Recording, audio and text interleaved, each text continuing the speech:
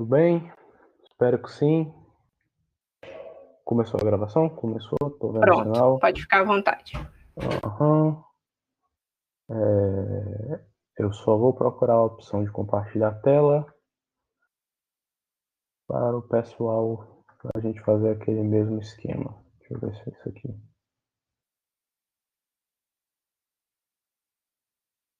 Compartilhar minha tela.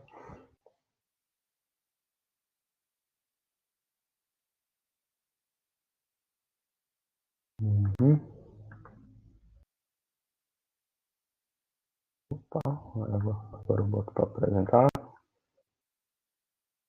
Bom, pessoal, isso aqui sobrou de terça-feira, mas é bem light. Todo mundo lembra das seleções, né? A gente falou seleção simples, composta. Nesse caso aqui, a seleção múltipla é quando tem muitas escolhas e se você ficar naquele esquema de if, else, if, ia ficar muito lotado a tela. Eu vou até mostrar para vocês na questão que a gente vai fazer juntos. Mas é isso. Em alguns casos, pode-se evitar a seleção concatenada, que é aquela seleção uma dentro da outra, usando a seleção múltipla. Aí, como é que a seleção múltipla funciona? Tem o switch, que é o que vai indicar o início, aí vai ter a expressão constante. Isso é importante, ó, a expressão constante deve ser do tipo int ou do tipo char, certo? Aí, dentro desse switch, você vê aqui a chavezinha está abrindo para os comandos, vai ter o case.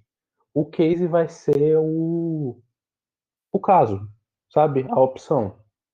Aí vai ter caso 1 ou caso constante 1. Que, por exemplo, a gente tem um menu com 5 escolhas, correto? Aí cada escolha é um número, então vai ter 5 cases. Aí case 1 vai ser escolha 1. Aí se o usuário entrar nessa, se o usuário escolher a decisão 1, vai ter as instruções que vão executar. E o break para indicar que acabou as instruções dessa opção. Usa no lugar do int main? Não, não, não, não, não. Isso aqui é outra estrutura de decisão. Outra estrutura de decisão. Vai usar que nem as outras, certo? Você não usa no lugar do int main. Acho que tem um exemplo aqui. É isso. Não, lembrando, Huber, que no caso o int main é a sua função principal, certo? Todo programa que você fizer em C vai ter que ter essa função main, que significa que é a função onde o programa começa a ser executado. A gente vai ver mais para frente que podem ter outras funções além da main no seu programa, mas a main ela tem que existir porque é a forma de dizer ao programa onde que ele começa, certo? E aí toda estrutura que a gente fizer, por exemplo, de seleção ou de repetição, que a gente vai ver depois, ela vai estar dentro ou do main ou de alguma outra função do seu código. Iago, volta lá no slide anterior só para... Ah, não, desculpa, você vai falar isso aí agora. Uhum. Pode continuar. É isso. O comando switch ele vai servir para testar a expressão em relação às constantes. As constantes têm que ser sempre do tipo int ou do tipo char. Aí, quando o valor que o usuário escolher ou escrever coincidir com uma constante, os comandos que estão dentro daquele case vão ser executados. O break ele serve para tirar você do switch e as instruções do comando default são quando nenhum valor que o usuário colocou coincide com a expressão, certo? O exemplo não é esse aqui, deixa eu mudar para o C#. Deixa eu pontuar uma coisa.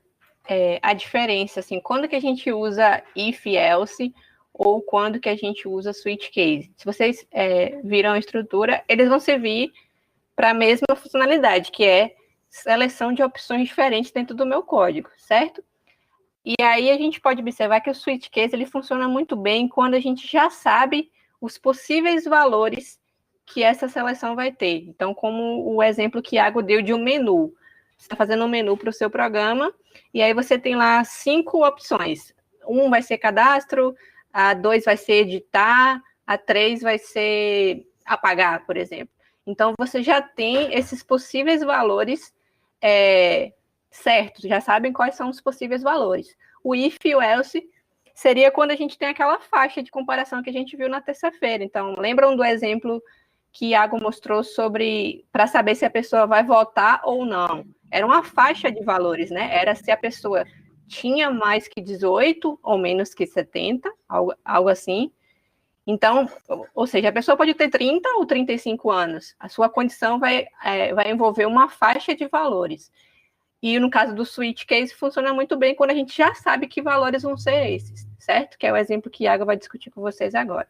Uhum. Aí, isso aqui é uma questão simples. O usuário ele vai escrever um DDD de telefone e se tiver entre um desses listados aqui, tá conseguindo para ver? Ou aumenta o zoom? Iago, você está com essa questão aberta aí no URI, não? Não.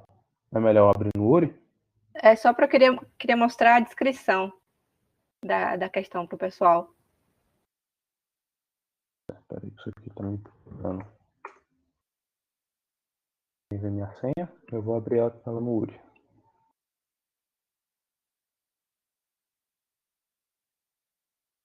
Problemas, eu lembro o número dela certinho. Um segundo.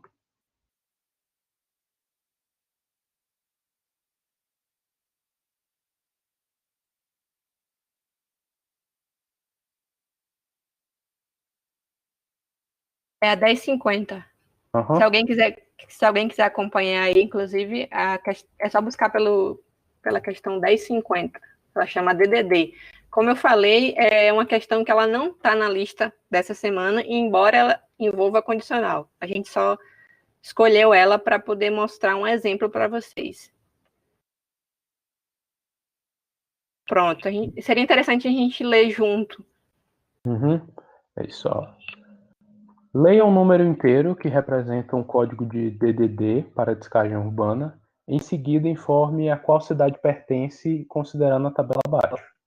Aí aqui, 61 Brasília, 71 Salvador e os outros valores.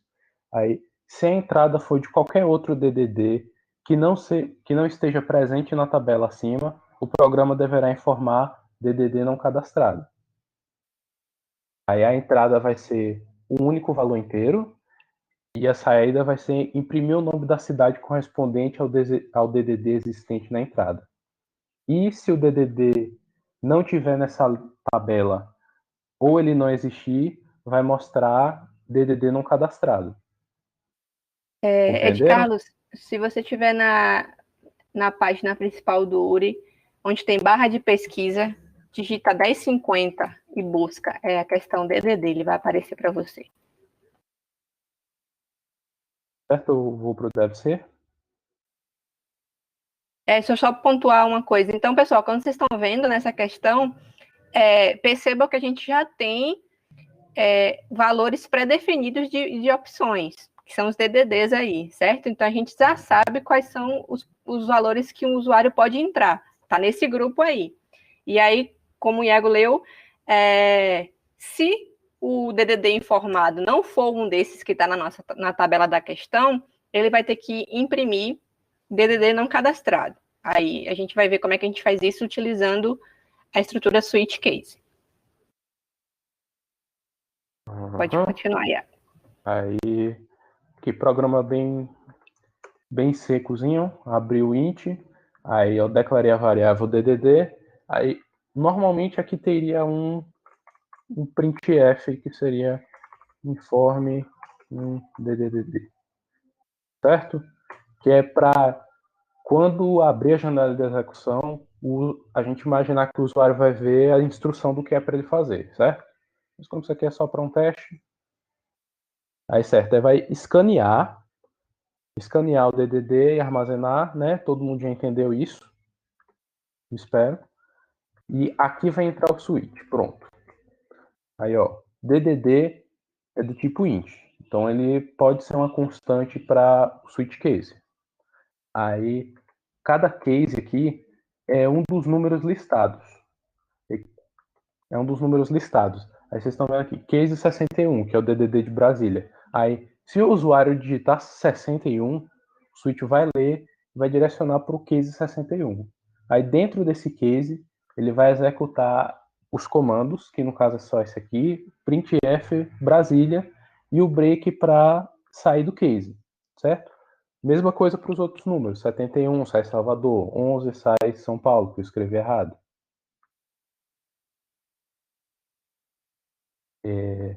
E o default é caso o número que seja digitado pelo usuário não esteja presente na lista. É o caso não existente. Será que eu consigo executar ele aqui? Ele vai mostrar? Ou seja, se o usuário entrar com qualquer número que não seja um desses números que estão nos cases, ele automaticamente vai entrar num case padrão, né? Que é o default. E aí vai executar aquele texto DDD não encontrado. Aí eu vou botar aqui 40 e 90. Aí, como esse é um número que não está entre os DDDs listados, vai mostrar a mensagem DDD não cadastrado. E o programa, aí vai sair do switch e o programa vai acabar. Mesma coisa, aí bora testar com os outros. 61, Brasília. Aí 71, Salvador. E é isso. O Switch Case, ele organizou isso daqui, porque eu fiz essa questão com if else bem para eu mostrar o quão mais difícil é de visualizar essa estrutura de escolhas. Aí aqui, ó. É assim que ia ficar se a gente fizesse com if else, porque ele ia ter que comparar, quando você digitar, você ia ter comparando um por um e você ia ter que fazer aquela escadazinha, que é if, aí DDD igual a 61, printf. Aí else if, aí tem que fazer um else if para cada um dos números e um else no final para o DDD não cadastrado. E funciona, vai sair o resultado. Só que é mais fácil de você se perder aqui nessas sequências de else ifs, nessas chaves, do que comparado a você fazer com os cases. Não concordam? Tem uma pergunta do Marco aí, Iago. É que eu não consigo abrir o chat. Diga aí qual a pergunta. Se quisermos que saia do programa, tipo, após digitar 21 e aparecer Rio de Janeiro, a pessoa continuar a digitar outro DDD, teria que não incluir o tal break? Então isso daí seria escolher mais de um case? Ele fala, tipo, continuar escolhendo os DDDs. É isso, Marco? Tipo, escolher um, depois escolher mais um e assim vai. Se for isso, como o Ed Carlos colocou aí, se trata de uma estrutura de repetição, que é o que a gente vai ver na semana que vem. Na semana que vem. O break é para ele sair do case. E basicamente a estrutura eu já ia pontuar aqui qual que é a diferença de utilizar o switch case ou utilizar o if else nesse exemplo que Iago mostrou. Que é o seguinte, no caso do switch, quando ele achar o case, ele vai executar, o break significa que ele vai sair do laço do switch, certo? Então, por exemplo, ó, acompanha aí na tela que a gente tem o switch começando na linha 8, certo? Linha 9 tem a chave do switch. Quando ele entra num case desse, ele vai executar o que está no case e vai encontrar o break. O break significa que ele vai sair do switch e vai continuar seu código com o que vier após ele, certo? Isso é uma vantagem do switch case nesse cenário que a gente está avaliando aqui. Por quê? O exemplo que Iago mostrou com if else, mesmo que ele se deparasse, volta lá, Iago, no exemplo aí com if else, vamos supor que a gente informou o DDD 71. Então, ele leu 71, vai fazer a primeira comparação, que é DDD é igual a 51, não estou conseguindo enxergar aí. Brasília, ok? 61. 61. Não é, né? Então, ele não vai imprimir Brasília. Aí ele vem, 71? Ele vai imprimir Salvador. Só que, em vez de sair para continuar outras coisas, ele vai fazer todas essas outras comparações que acontecem embaixo, certo? Porque essa é a forma que o if-else acontece. Então, mesmo que eu tenha achado 71 já, eu ainda vou fazer as demais comparações. No caso do switch case, isso não acontece. Ele achou uma opção, como a gente tem o break, ele já sai do nosso switch, já sai da nossa estrutura de seleção e já continua o código com o que vem após o switch. Isso aí, o switch é bem mais eficiente. Tinha uma pergunta aqui que a gente pulou. Cadê? A da Leila. A Leila perguntou por que else e if juntos. Aonde? Nesse seu código que está mostrando aí. Porque você usou o else e if. Eu acho que você não tinha mostrado assim na terça. Assim? Isso. É porque são várias escolhas seguidas. Aí eu acho que seria melhor se eu tivesse colocado assim. É porque não, mas funciona. Hã? Tá certo do jeito que você colocou. Leila, é porque, no caso, o exemplo que Iago mostrou na terça só tinha um se não. E nesse caso aí, a gente tem mais de duas escolhas. Então, a ideia seria, eu vou comparar o primeiro DDD, se não. Comparo o segundo, se não. Comparo o terceiro, e assim vai. Porque eu tenho mais de duas opções agora. Todo sim tem um se não até o final. É por isso que tem que fazer else if. E por isso que a última opção de todas é só else. Não é mais else if, é só else porque ela é a última. Eu cheguei na minha última opção. Então, alguma dúvida? Conseguiram entender a diferença entre if, else e switch case?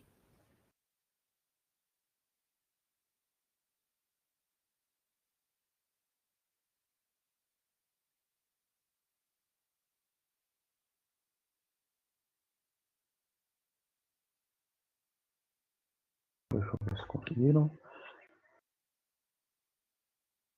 José, o switch gasta menos memória. Ele executa mais rápido. Porque naquele caso dos if-elses, mesmo que o usuário tivesse digitado Brasília, ele ainda ia ter que fazer todas aquelas outras comparações, que não é o caso no switch.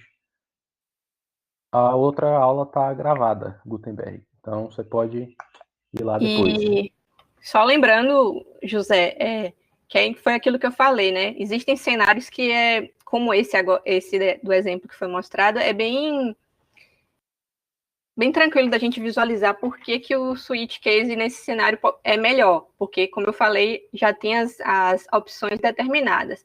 Mas se você enfrentar um problema onde você vai ter um conjunto de valores, aí se aplica melhor um if else, porque você vai poder comparar com um número maior de valores.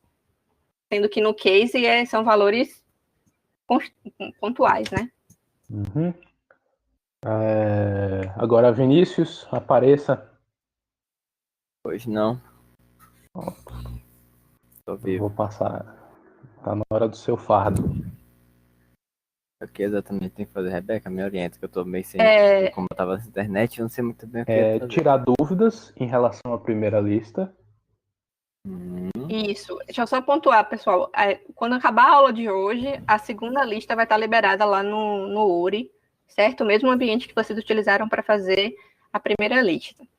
Então, a ideia desse tempo restante agora é que a gente possa tirar dúvidas sobre a lista anterior, a lista da semana 1.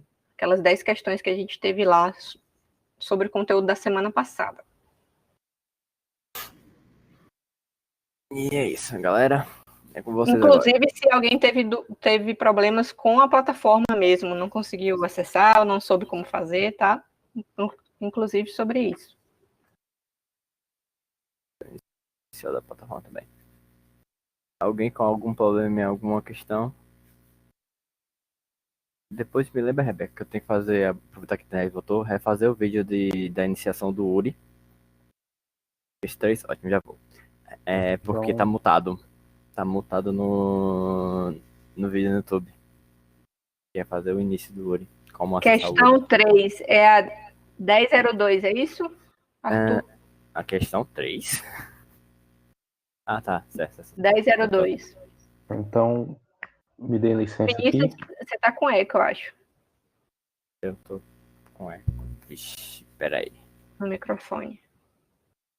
O que pode ser aqui que tá dando eco? Tá cortando. O áudio aí agora é a galera usando a internet. Era questão sobre a área do círculo. Deixa eu ver uma opção aqui. Deixa eu ver o que o site dá de opção aqui. Caio colocou a última questão, que é a dos minutos. Essa daí a gente sabia que poderia ter algumas dúvidas. Crislane pergunta por que ao rodar no Devs ia e no URI dava errado. Boa pergunta, Crislane.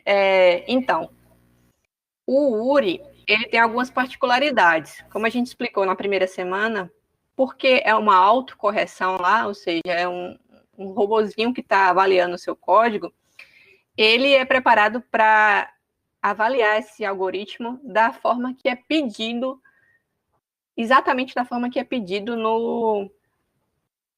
na descrição do problema. Então, por exemplo, se ele está pedindo que o nome da variável seja a área, tudo minúsculo, você tem que informar assim. Então, se você fez qualquer coisa diferente disso, ele pode ocasionar um erro.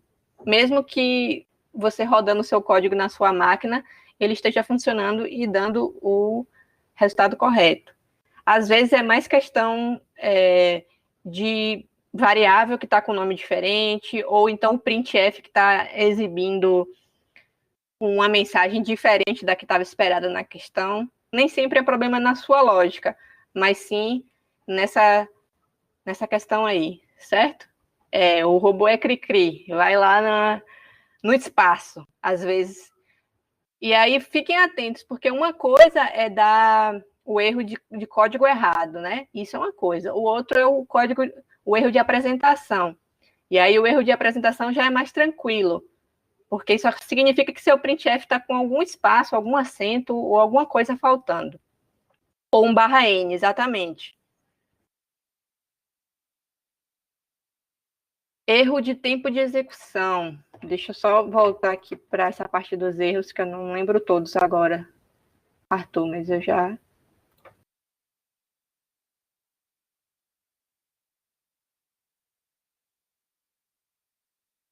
Erro de tempo de execução provavelmente é que ele está tentando executar e não conseguiu. E aí estourou alguma coisa.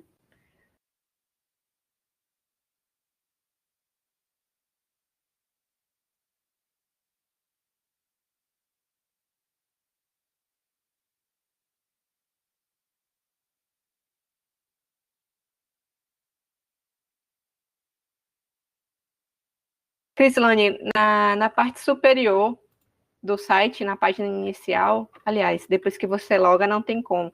Mas se você for em perfil, configurações, eu acho que tem como você escolher o idioma. Deixa eu só confirmar aqui. Tem sim. Você vai em perfil, configurações e procura a opção linguagem do site. E aí altera para português.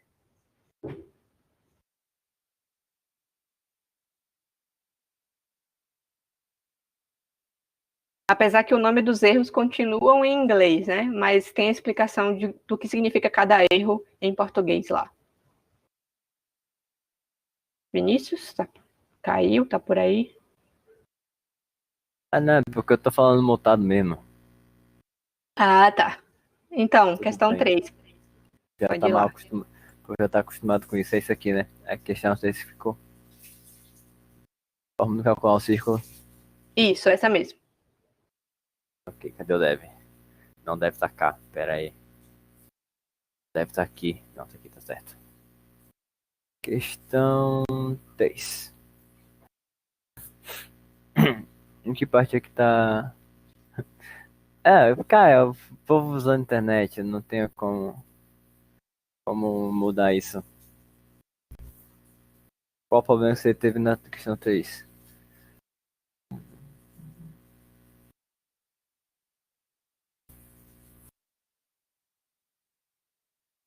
Tempo de execução também. É porque aqui eu confesso que eu dei uma burladinha nas regras, porque eu usei uma biblioteca de matemática. A biblioteca libera isso aqui. Esse pool que... Ah, não tenho o que fazer, eu não sei o que fazer, cara. Não, infelizmente. Deixa eu fazer isso aqui. Esse dá eco. Isso aqui ele corta. Provavelmente algum problema com o site ou algo do tipo.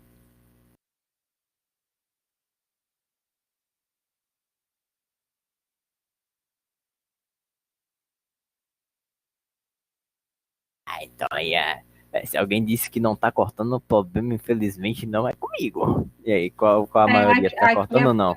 Aqui aparentemente tá normal também. Então no final de contas é a conexão de alguém. Vamos ler a questão juntos? Pode ser? Deixa eu puxar a questão de novo. Aqui. Vai, próximo. Ela tem uma voz mais bonita que a minha. Vamos lá. Então, ele fala o seguinte. A fórmula para calcular a área de uma circunferência é área igual a π vezes raio ao quadrado. Considere, né, que para esse problema, o π é 3, esse número aí. Efetue o cálculo da área, elevando o valor do raio ao quadrado e multiplicando por n. Nesse caso, o raio vai ser a nossa entrada, né? Então, a entrada é um valor de ponto flutuante dupla precisão. Aqui eu também já pontuo uma coisa. Mesmo não precisando de uma dupla precisão para esse problema específico, o problema pede isso. Então, por exemplo, se vocês declararam como float e o URI deu erro, muito provável que é porque ele está esperando uma variável do tipo double e não float. Então, se ele está pedindo dupla precisão, significa que é uma variável do tipo double. Beleza? E aí ele dá o nome da variável, né? Raio, como eu falei, tem que ser raio do jeito que está aí na questão. Se for botar maiúsculo, ele vai detectar como outra variável. E ele diz qual é a saída que ele quer. Então, apresente a mensagem A igual, seguido pelo valor da variável área. Percebam que ele não colocou espaço entre o A e o igual, nem entre o valor, né? Tem questões que ele faz o contrário, ele pede o espaço em cada lado do igual.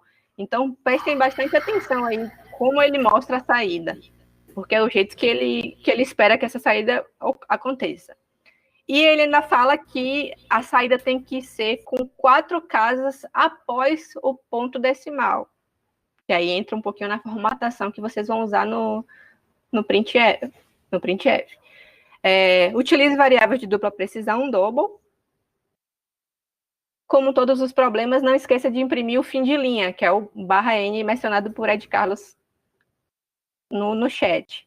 Caso contrário, você vai receber o erro de presentation, né? Que é o erro de apresentação. Que esse erro, como eu falei, não significa que o código está errado, só significa que a saída não foi a esperada, formatada do jeito que a questão pedia.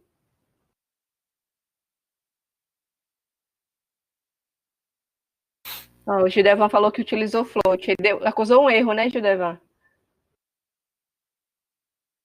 Não que esteja errado, o código executa e dá o resultado certo. Só que, como ele descreveu como double, então ele está esperando uma variável do tipo double. Sim. Respondendo, o URI ele aceita como pool. Ele aceita biblioteca match, tranquilo. Quer ver? Vou até se meter como pool aqui. Ele aceita. Só que no caso, o Ed Carlos compartilhou o código dele aí no chat. Isso seria o jeito de ser um pool. Só que eu pulei a regra. O Vinícius se adiantou um pouco no conteúdo, que já está mostrando vocês a utilizarem outras funções. Isso. É uma biblioteca até... Mas pode falar. É bastante interessante vocês pesquisarem sobre essa biblioteca aqui, a match.h, porque ela tem várias coisas que provavelmente vão ser utilizadas mais pra frente. Principalmente para a questão de potenciação. Potenciação, radiciação, ela pega. Então é bem interessante vocês darem uma pesquisadinha sobre isso aqui. Nesse caso, como a gente está tratando de quadrado, né, dá para fazer como o Ed Carlos colocou aí também. Só multiplicar o raio por ele mesmo. Quando a gente tem que elevar números maiores, aí a biblioteca que o Vinícius mostrou se torna bem útil. No caso, para esse código aqui, você faria mais ou menos isso.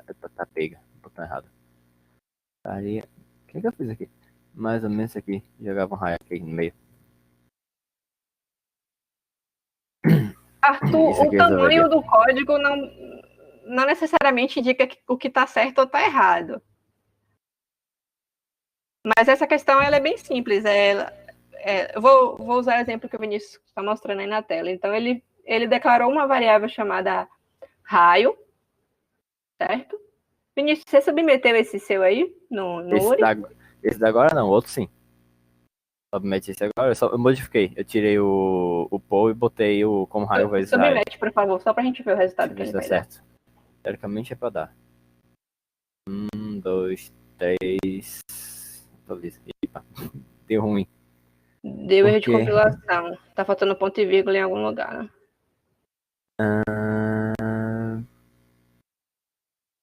Na verdade, aí, ó, Wilson pontuou, é o que eu tava vendo também. Faltou a variável área.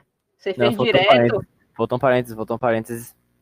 E faltou a variável área também. Peraí, deixa eu ver se ele fala sobre a variável. Putz. Calma aí. Agora eu baguncei. Ele fala. Isso. Tá no coisa. Na descrição do problema, ele fala para declarar uma variável área também. De novo, eu cortei caminho. Deixa eu editar isso aqui. Deixa eu modificar o código como deveria ser apresentado para vocês. Ele isso passou, aqui, né? Não. Faltou parênteses no final. Ai. Vamos modificar o código. Área, parênteses. Posso mostrar aqui também. Deixa eu pegar o código de alguém que ótimo acertou aqui nas respostas. Devan cortou letra. Cadê a de bichinho? Tem a de Carlos. Não pode, Devan. Não pode cortar letra. Tem que deixar o código bonitinho. Isso, roubei. Tá roubado já. Tá na tela. Ah, foi mal. Desculpe. Pronto. Esse foi de quem? Foi de Ed. Então, gente, só explicando, né? Então, o Ed Carlos, ele fez uso ali do define para declarar uma constante? Não. Esse aqui foi o meu. Esse é o seu? Tá. O PD tá aqui. Então, vamos lá. Começando no main, a gente está declarando duas variáveis do tipo double, área e raio, certo? Na linha 7, está fazendo o scanf, que é a leitura de um valor por parte do usuário, certo? Nesse caso, a gente colocou o %lf porque é um double, certo? E fazendo a leitura desse valor para colocar na variável raio. Após isso, ele está atribuindo, então, área igual, isso é um comando de atribuição, está atribuindo a variável área o valor de 3,14 vezes raio. Após isso, ele está imprimindo aí na linha 11 o valor da variável área. Lembrando que lá no URI ele está pedindo para ser impresso com até 4 números após a vírgula. Então, por isso que ele colocou ali %.4f, para que o resultado saia com 4 números após a vírgula. Gildevan, o seu código não está errado, mas se você colocar do jeito que ele está aí no URI, ele vai dar uma encrenca por causa do printf que você colocou, de vamos calcular a área e digite o valor do raio. Isso dá um erro de apresentação. Dá um erro no printf inteiro. Porque foi o que a gente está dizendo. Ele pede para você apresentar dessa forma aqui. Lembrando também do _n depois. Diana, tem um L no meio do 4. Então é que é? Qual linha, Diana? Não. Não tem um L, não. Na linha 11. Mas seria o certo, isso. Você Seria falou o certo, certo. porque é um large, é um LF como. Como é? Esqueci alguma coisa, float. Long É um float. long float. Isso. Boa. Conseguiram entender? Boa, boa, boa. Quem tinha perguntado foi o Arthur. Arthur, deu para entender?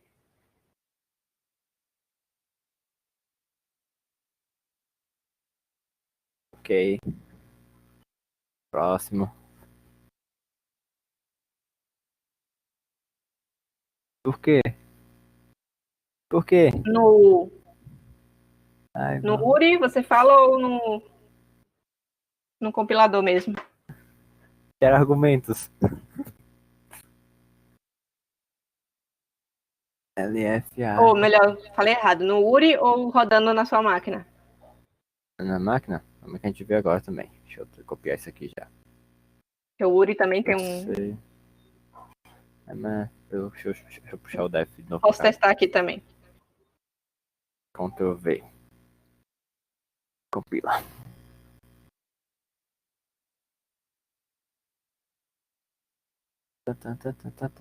Teve pessoas que colocaram assim que executou certinho. Cadê um valor que ele apresenta? Deixa eu ver. Cadê o Aqui URI? no meu. 2. 2. Teoricamente está o mesmo valor.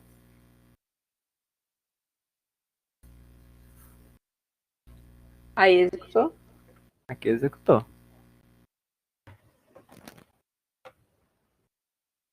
Com F em vez do LF, só que o LF é por causa do double. Lembre disso. Não é um float, é um double. O double se apresenta como LF. Desculpa.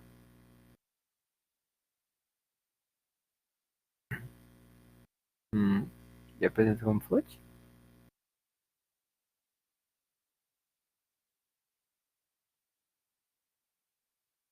Deixa eu ver aqui. Deixa eu fechar essa Na parte saída aqui. pode usar o F. Ele tá falando. Deixa eu testar um negócio aqui então. Ai, cadê meu mouse? Perdi meu mouse. Aqui. Deixa eu fazer isso aqui só pra fazer um teste.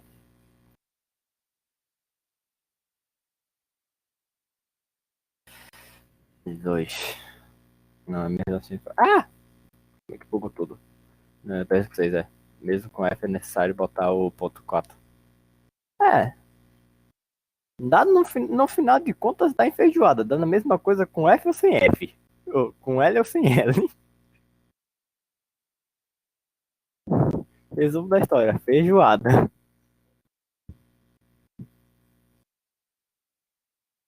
Para ler, não dá para ter essa diferença, não. Porque se você colocar o scanf com um F, ele vai esperar um float, né? Nesse caso, como é um número pequeno, o float atenderia. Mas se fosse um número com mais precisão, poderia ocasionar um erro. Funciona. Para números pequenos, funciona. No final de contas. Deixa eu ver. Deixa eu fazer um aqui sem o. Com isso aqui, só que sem o limite dele. Deixa eu ver quanto é que ele vai sair. Deixa eu jogar isso aqui pra cá. Calma que eu tô desabando duas coisas aqui. 150. Botei 0 mais. Ponto 00. Qual a diferença? Não sei.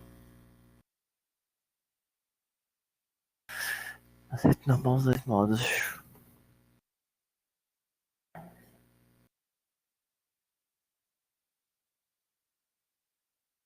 Carlos, todos os computadores vão ter todas as bibliotecas. Fui compilar no Visual Studio. Estava apresentando como se meu computador não tivesse a biblioteca desejada. Carlos, no caso, se você tem o C instalado na máquina, um compilador de C instalado na máquina, ele já vem com as bibliotecas padrão.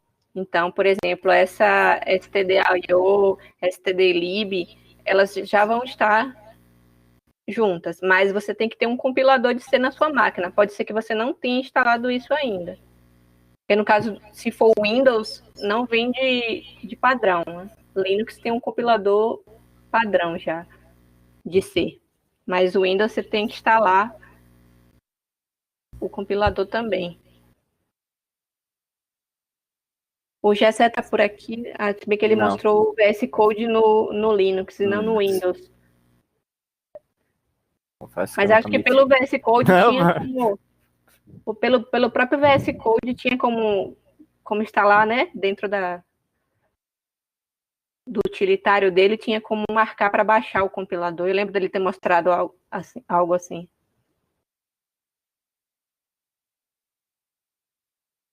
Galera que tá mais por dentro aí, confesso que eu não fui muito longe nisso, não. É que o VS Code eu não uso, mas pelo que o Gessé mostrou, é um editor de texto, né? Ele em si não é como o Dev, que já vem com o compilador. Na instalação padrão, no caso, você tem que importar isso.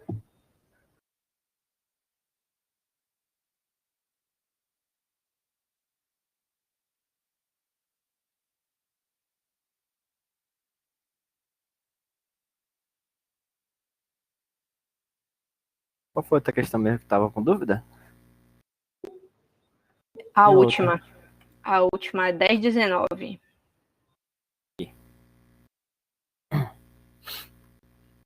Levante o que tem. Vai pra ler aí. Lê aí. Deixa eu abrir ela aqui.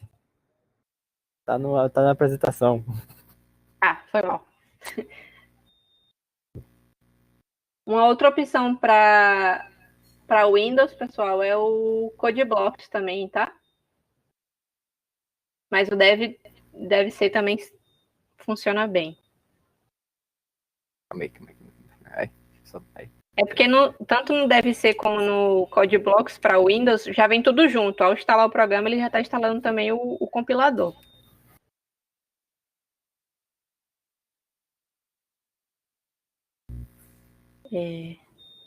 Posso ler essa segunda questão? Todo mundo conseguiu entender a da área, né?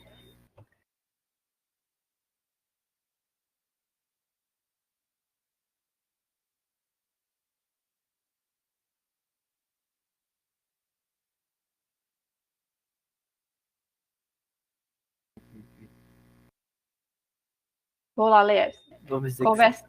Oi. Vamos dizer que entenderam. Se alguém colocar alguma outra coisa no chat, a gente volta. Cássio, Pai Charme.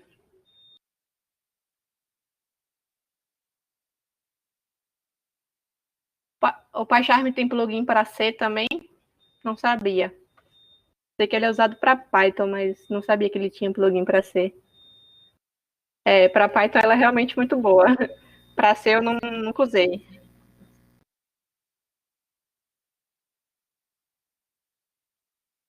Ah, ok.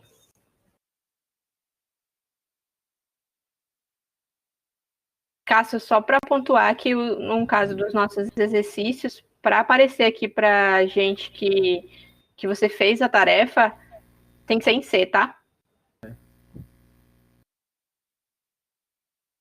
Pode estar contando para o seu perfil geral do URI as suas respostas em Python, mas para a nossa lista específica, as respostas que contam são aí em C. Lembrando C puro, nem C++, nem C Sharp. Isso. Tá, vamos lá. Próxima questão, conversão de tempo. Leia um valor inteiro, que é o tempo de duração em segundos de um determinado evento em uma fábrica, e informe-o no formato horas, minutos, segundos. Qual é a entrada do seu algoritmo? Um valor inteiro chamado N. E aí observe de novo N maiúsculo. A saída deve ser o tempo que foi lido em segundos, convertido para o formato horas, minutos, segundos, conforme o exemplo de saída aí. Certo? Antes do Vinícius mostrar a versão dele, existem várias formas de responder isso daí, na verdade. Eu queria saber se alguém que conseguiu fazer, que teve um retorno do Uri lá como certo, quer explicar como fez, ou compartilhar o código com as Ed, pessoas. manda o código, Ed. Manda aí. Fica à vontade, Carlos. Depois, Nilson.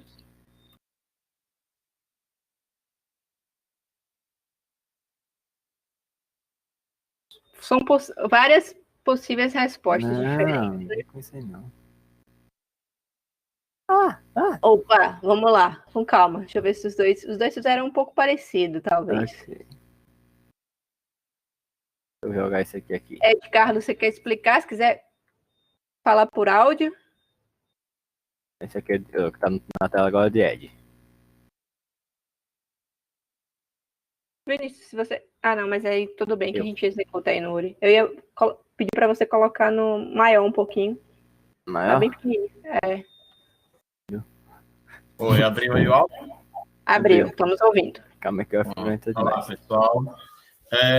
No caso aqui, a pesquisa que eu fiz, a gente viu o pessoal estiver acompanhando meu código aí no site, né? Já disponibilizou aí também.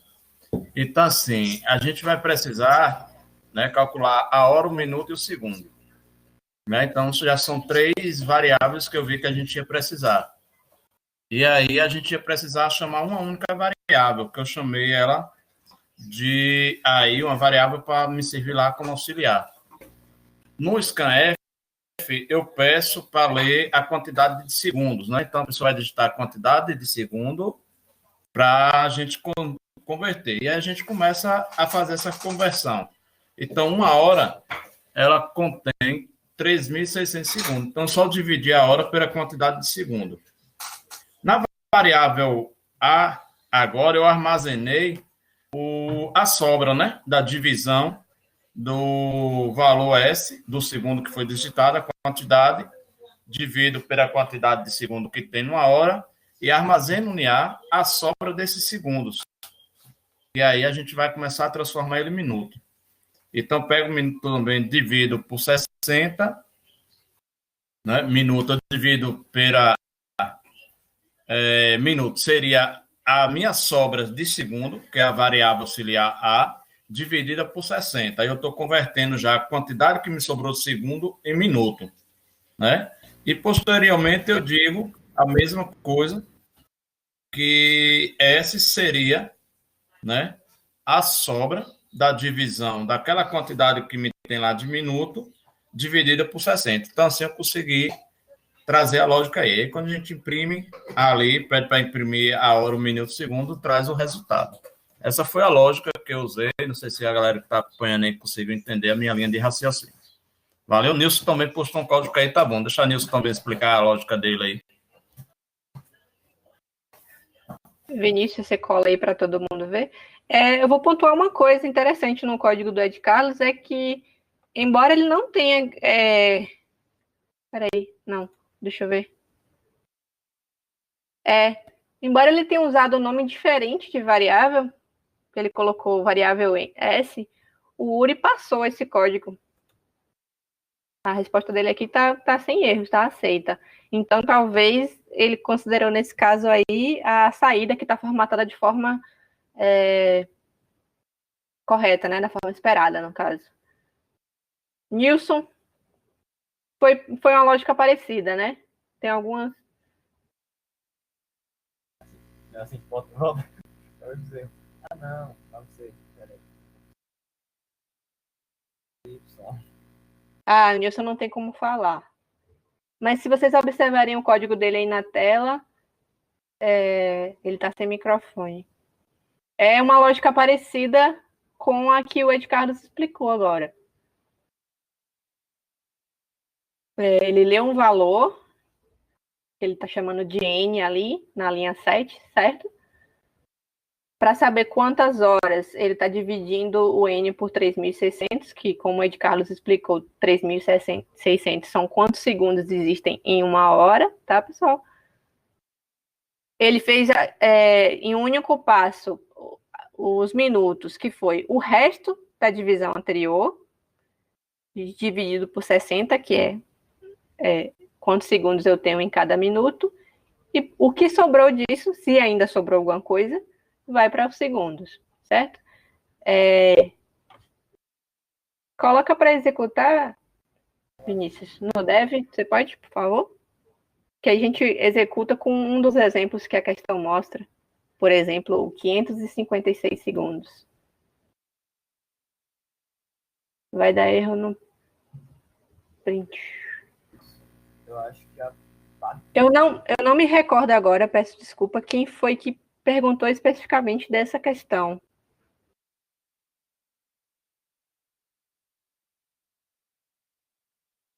O Huber.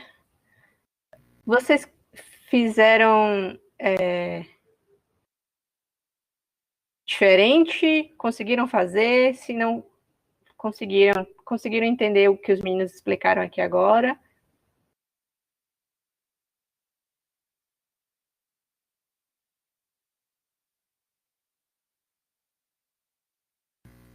Teve alguém que falou aqui no chat mesmo, quando a gente tinha perguntado quais questões. Caio, isso. Caio, você conseguiu entender?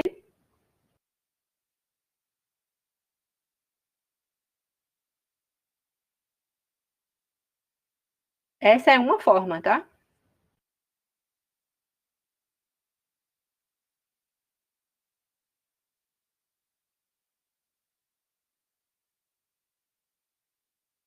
algum problema na parte do segundo.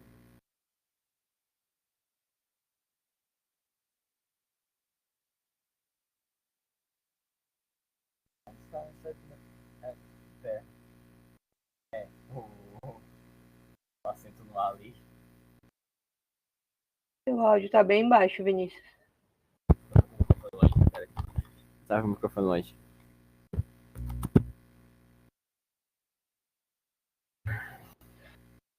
Isso, na ideia, no caso, nessa questão, a gente usa... Pode mandar sim, Giovanni. No caso, a gente usa a divisão e o resto da divisão, né? Então, a ideia é a gente calcula a quantidade de horas primeiro. Se teve resto, significa que não foi uma hora exata, né? Então, vai ter... Se teve resto, a gente vai calcular os minutos. E aí segue a mesma lógica. Bonitinho, esse do fundo aí é o meu agora. Se o minuto tiver resto, é porque é segundo. Se não, a gente tem hora e minuto com 0 segundos. Barra N aqui. O fundo aí agora é o meu. O Giovanni colocou o código dele aí no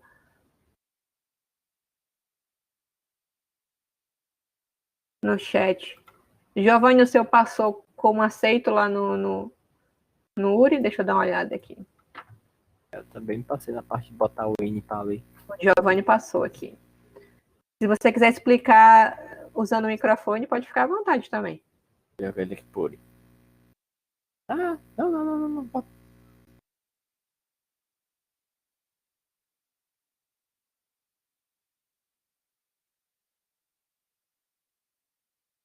No olho.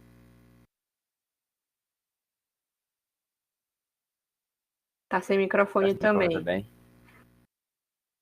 Na lógica parece que tá igual. Bom, a ideia é a mesma, só que ele fez por partes, né? Então, leu o número na linha 6, verificou a quantidade de minutos, e o que sobrou ele já setou como segundos. Peraí. Ah, entendi. A sobra de tudo ele colocou como segundos e ele jogou como minuto primeiro. Porque minuto ficou um número grande, acima de 60 em algumas questões. E agora só dividiu o que sobrou para hora. Dividiu por hora. E o resto seus minutos, sim. E o resto botou por minutos. Alguém fez de outra forma? E quer compartilhar seu código? Caio, mas você conseguiu entender agora por que usar a divisão e o resto da divisão?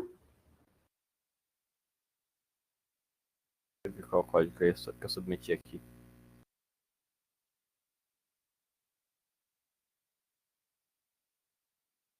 Tem uma questão parecida, aí fica a critério de quem se interessar, no URI geral, não na lista, tá? Que é bem parecida com essa, só que é envolvendo dias, semanas, meses e anos. Se quiserem fazer, é uma ideia parecida, se a gente considerar assim, o padrão anos. Ariston colocou dele aí, bem parecido com o que o Nilson mostrou. Ele fez a divisão direto na segunda parte. Horas primeiro, isso, e aí depois na mesma linha ele já pegou o resto e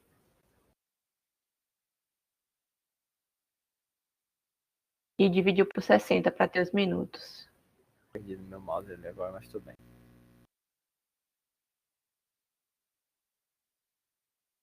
Alguma outra questão, pessoal? Ou alguma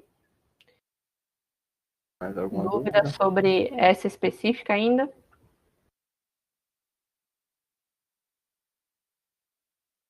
Percebam que essa em questão, ele dá 3 exemplos de entrada bem diferentes, justamente para testar as possibilidades diferentes do código, né? O primeiro exemplo, a hora vai ser 0.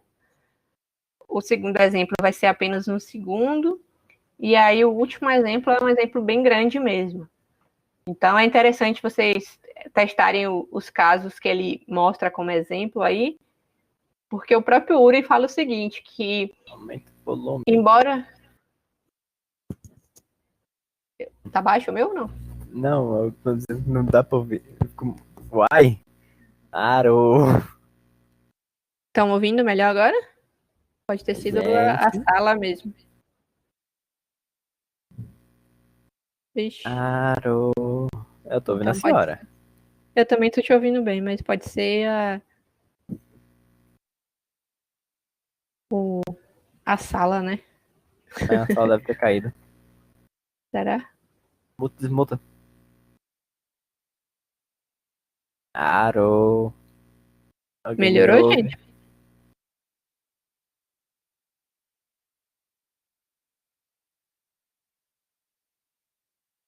O Edgar tá ouvindo. Mais alguém ouvindo?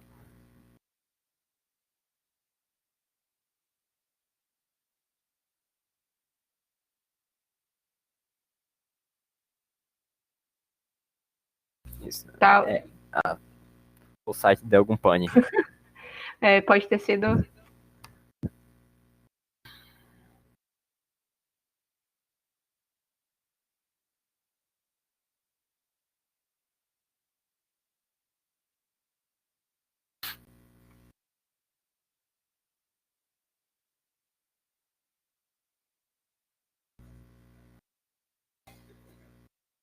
Ninguém ouve, pessoal?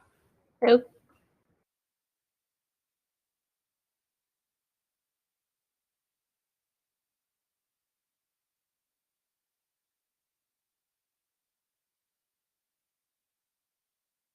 estranho. O Ed Carlos... Pronto. Quando acontecer isso, gente, atualizem a página. Geralmente é algum problema local. Acabei dando F5 aqui também, só pra descarga de consciência. Ok, então, alguma outra questão que vocês gostariam que a gente mostrasse aqui ou discutisse aqui, além dessas duas? Vinícius tá mudo mesmo agora. Eu? Não, eu só tô falando, calma. Calado. Deixa eu compartilhar a tela.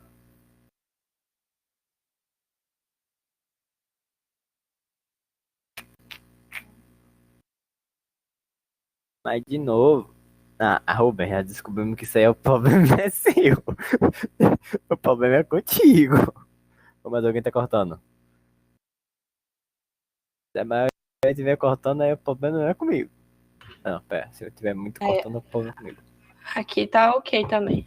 Rubem, realmente, Rubem, o seu problema é eu e você. O resto tá de boa. Pronto, gente. Quando acontecer isso, tentem atualizar, que geralmente Não é simples, mas geralmente volta, resolve. E Mais aí, alguma questão, galera? alguma questão? Dúvidas? Outras dúvidas? Solta a próxima lista. Lembrando que, teoricamente, essa semana eu tô disponível para ajudar, tá? A não ser que a internet volte a morrer de novo. Tô aí. Ruber, qual que é o número da questão? É aquela que a gente viu do triângulo? Ou é outra? Mediária daqui não. Tá aberta aí ainda, Vinícius? Tá. Tá. Essa daí, do triângulo? Qual que é a sua dúvida? Se você puder mostrar o código aí, Vinícius, que aí ele pode apontar qual é a dúvida. Vou Esse liberar código- lá a lista para... o código tá aqui ainda.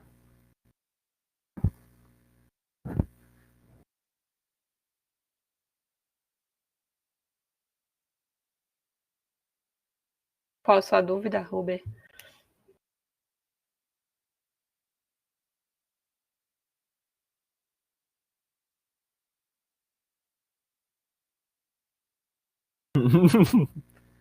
Putz. Aí nós tem essa. Veja o número da questão que fica mais fácil. Não se é questão 1, 2 e 3, mas o número mesmo, tipo 10, 19. É o ID da questão, no caso. Isso.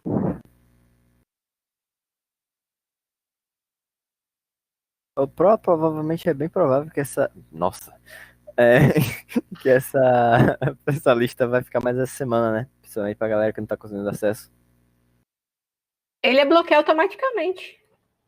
Não, Não, a galera tá depois, conseguindo né? acesso no URI normalmente. Pelo menos ninguém me procurou quanto ao problema do URI, não. Alguns No Moodle. não estão acessando o Moodle, exato. Mas Ótimo. o URI tá normal. 12. A 10, 12. 12. Deixa eu copiar meu código aqui. Porque esse aqui tá sem. É aquela questão que tinha várias áreas, né? Triângulo. Isso, tem um bocado de coisinha aí. Olha, eu usei a match de novo. Pronto. Qual que foi a sua dúvida específica?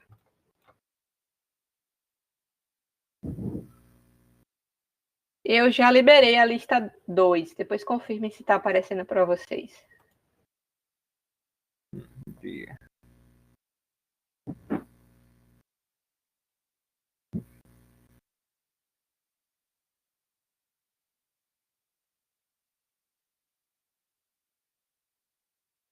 Quem não tiver... Pronto. Valeu, Ed, pelo retorno.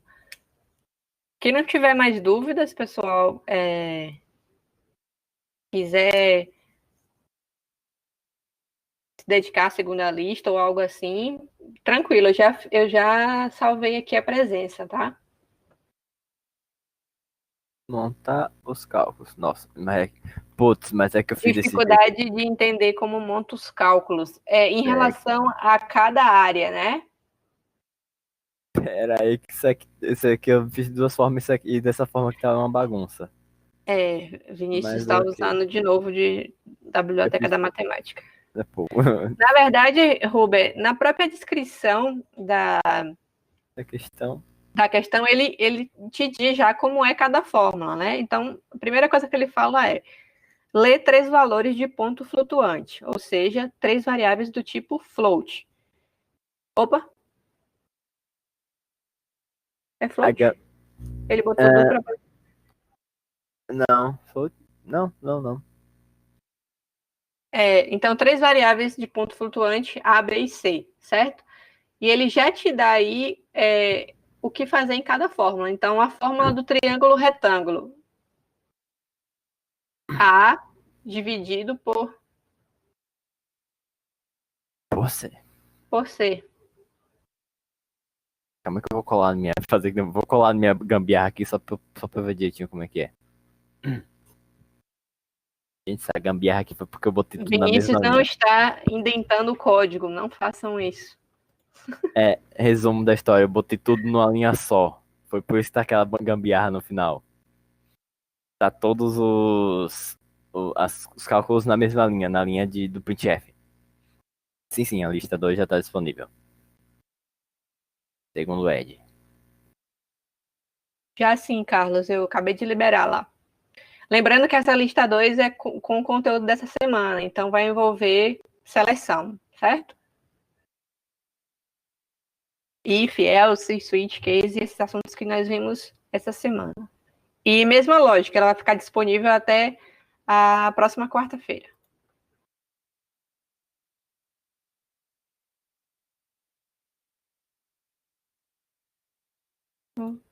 Fechei aqui o Uri sem querer.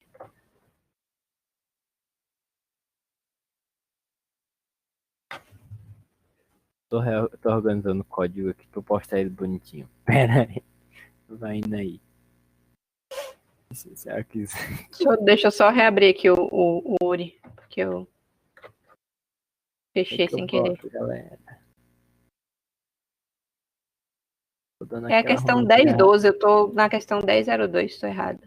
Só um minuto. É a penúltima questão, 10.12.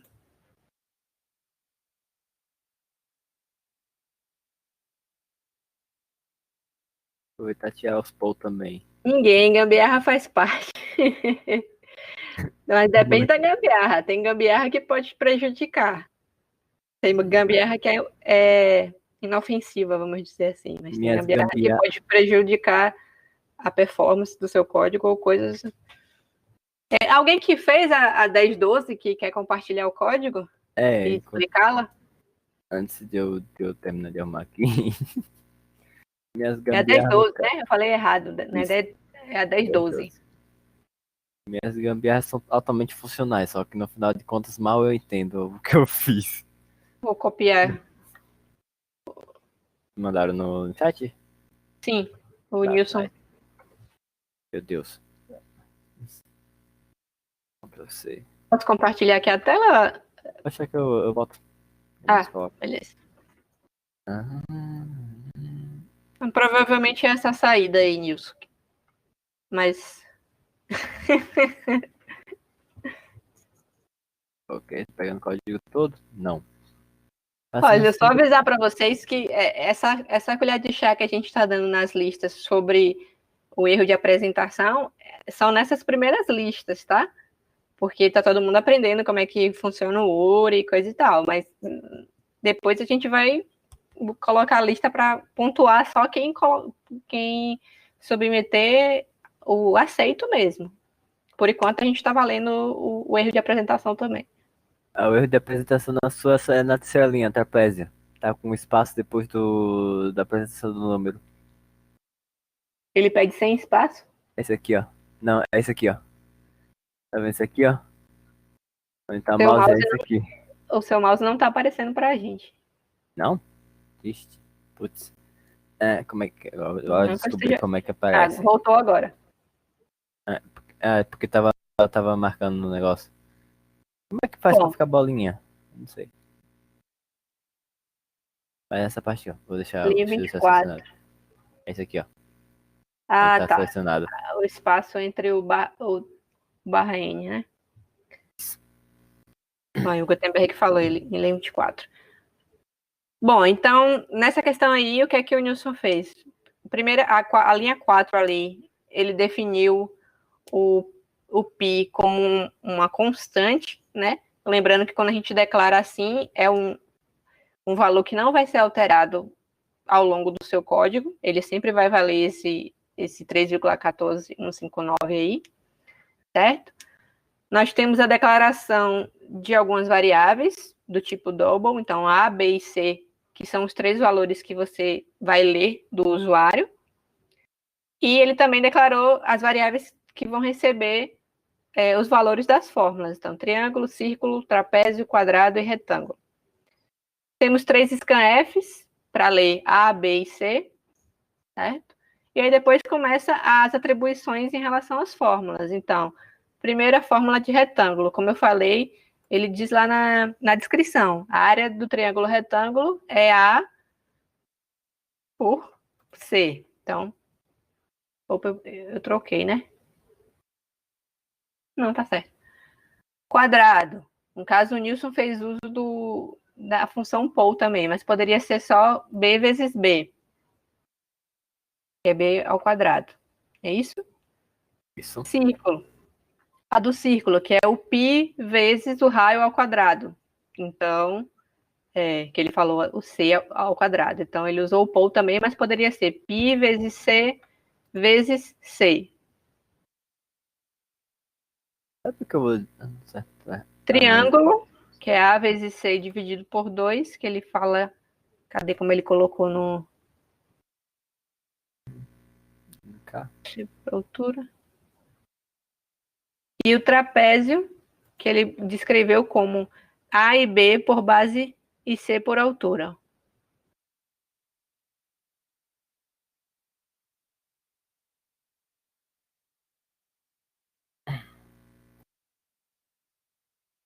Aplicado essas fórmulas, as linhas finais são apenas printfs do resultado. E aí, printfs do resultado com 3 dígitos após o ponto final, que é a exigência da questão lá. Por isso que tem o percent 3F.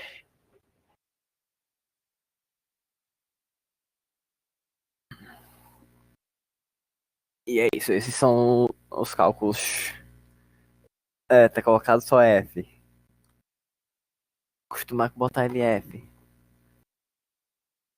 Deixa eu ver se ele se passou aqui como certo ou deu erro de apresentação. Só deu erro de apresentação só. Como eu acho que eu já arrumei. Tudo aqui que eu tenho colocado. É só o espaço. Aqui já passou, só porque eu tirei o espaço depois do barra N da linha 24. Passou como aceito, né? Já passou. Viu, gente? Realmente, o site é muito chato. Não esqueçam do espaço de pensar certinho. Na verdade, desculpa.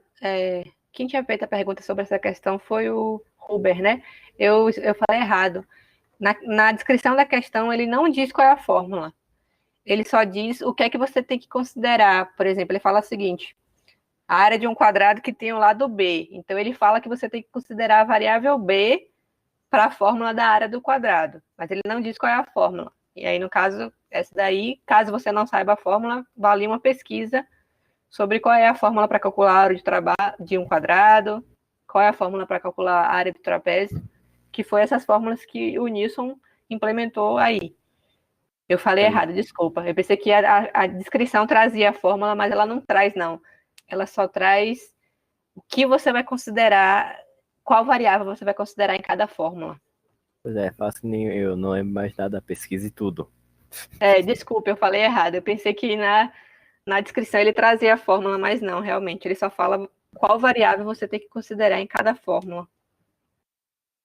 Aí, retângulo que tem o lado A e B.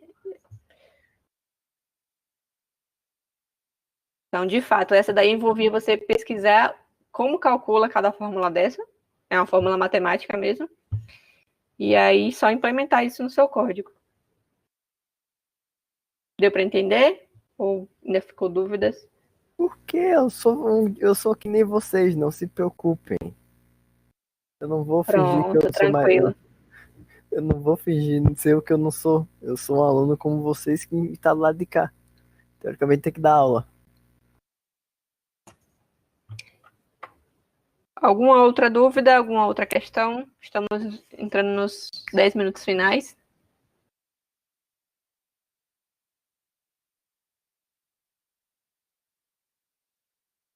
É tipo a lista dessa semana. Quem lembra de Bhaskara aí? Eu não lembro. Spoiler, Eba. Mas já está disponível, então quem for ler lá já deu uma olhada. Quem não foi ainda, tem Bhaskara, tá? Se preparem. Se vocês não lembram, aproveite e já vai logo no Google.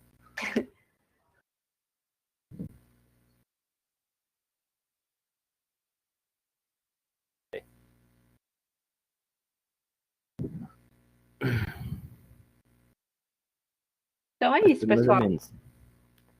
Estamos aqui, caso... Olha aí de manhã, menos, ó. Não, 0 a 10, agora só 7. Essa semana foi menos.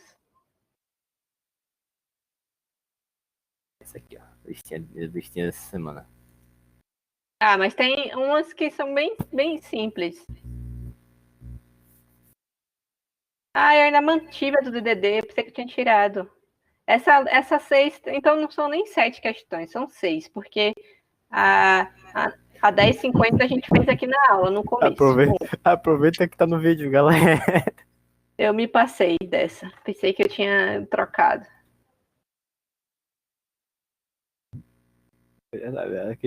A questão 6 está no vídeo da aula, tá? Só dá uma passadinha Mas aqui. se fosse vocês, tentariam fazer e depois comparariam com a de água. Usem como correção. Copiar código dos outros não faz a gente aprender, só deixando claro aí. É igual calculadora, você usa a calculadora depois só para corrigir e mandar a professora certa, tá? Não usa antes. Aproveita que já sabe a resposta, tenta fazer e depois compara.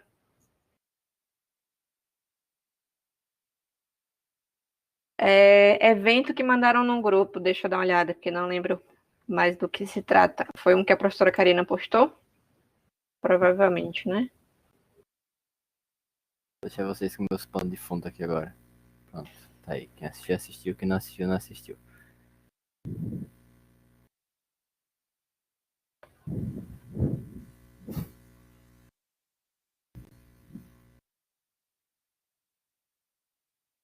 Final muito bom. Acho que a gente pode encerrar a gravação.